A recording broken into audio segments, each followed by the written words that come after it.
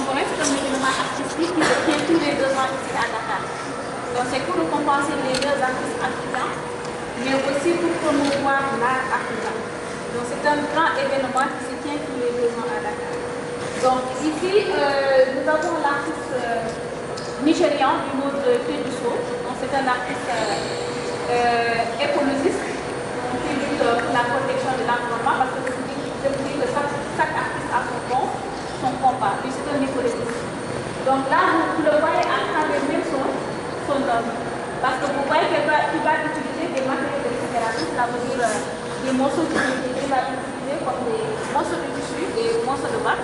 Il va utiliser aussi des choses de bonbons, il va utiliser. Il va le recycler. Donc il va le faire, il va le recycler et il va dénoncer en même temps la société de consommation. Le fait qu'on consomme, qu'on jette partout. Donc ça crée quoi?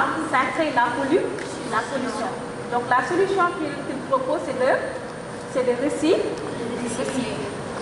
Donc ici, derrière vous, vous avez le champ de coton sculpté par un artiste sénégalais du nom de Soli Cissé. Soli Cissé aussi a été lauréat de la Biennale des arts contemporains africains. Et le champ de coton, pourquoi il a sculpté le champ de coton? C'est pour raconter un peu l'histoire de la colonisation et de l'esclavage. Et vous savez que le coton, ce n'est pas une culture traditionnelle africaine. Donc c'est une culture qui a été imposée par les Occidentaux pendant la colonisation. Pendant la révolution industrielle au XVIIIe siècle, les Européens vont venir en Afrique, ils vont imposer aux Africains de cultiver le coton ou l'arachide pour faire alimenter les industries. Donc ça les servait de matière première. Donc là, le champ de coton, il va faire référence à la colonisation.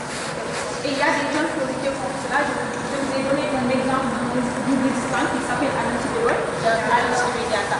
Et là aussi, de ce côté, on a l'œuvre d'un artiste malien du monde Abdoulaye Konaré. Et là, il a rendu hommage aux chasseurs mandés et aux Mali. Donc les chasseurs, ils s'habillent souvent avec des costumes traditionnels africains, faits à base de tissus traditionnels qu'on appelle le décollant. Donc c'est pour montrer que l'Afrique a son propre tissu. Ce n'est pas le wax. Mais chaque pays a un tissu traditionnel. Le Mali, ils ont ce qu'on appelle le bobolan, mais au Sénégal, on a ce qu'on appelle le soba, et on peut voir dans d'autres pays africains comme le Burkina Faso, ils ont ce qu'on appelle le pasoudam.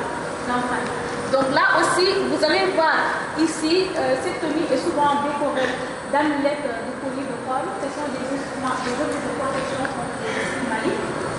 Parce que le chasseur, avant qu'il aille à la chasse, il va bien se protéger parce qu'il savait que l'animal qu'ils vont chasser a aussi de l'énergie.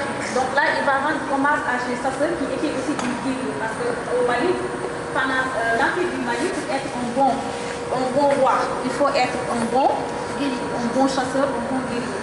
Donc là aussi, vous avez toujours, c'est l'œuvre du Malien.